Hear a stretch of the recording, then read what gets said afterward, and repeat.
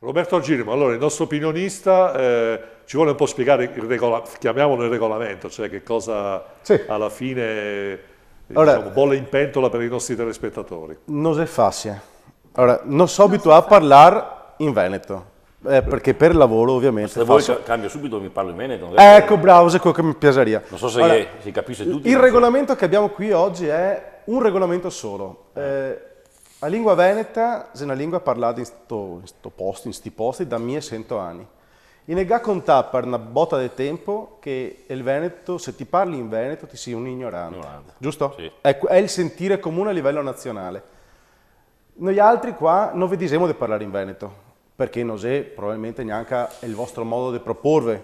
Però sono sicuro che magari in casa, con gli amici, con i parenti, con la gente vicina, qualcosa vi sbrissa.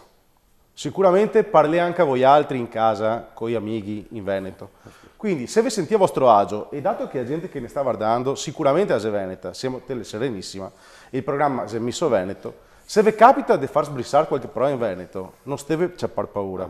Parlete tranquillamente in Iniziamo mia Veneto. per coglioni. Bravo, bravo. Allora, se puoi parlare di qualsiasi roba in Veneto, anche di robe serie, No. perché è una lingua, 1100 anni di storia è una lingua, per cui parliamo di politica, parliamo di autonomia, parliamo di robe importanti, ma se capita, buttiamo che dentro anche due parole in Veneto. Quindi è l'unico regolamento che c'è, per il resto, a te la parola. No, cioè, ecco Roberto, però, prima parlando di cose serie, ma lei è polentone doc oppure... Da fine 700 sono tutti veneziani i miei parenti, io sono il primo nato in campagna, sono nato Mestre, per cui sono il primo campagnolo della famiglia. Ah, va bene, va bene. Allora, quindi mi pare che siamo tutti... Vabbè, io dico tutti perché mi considero anch'io... Aspetta, io polentone ma tu terrone però, sì, cioè, assolutamente, terrone parliamoci doc. chiaro.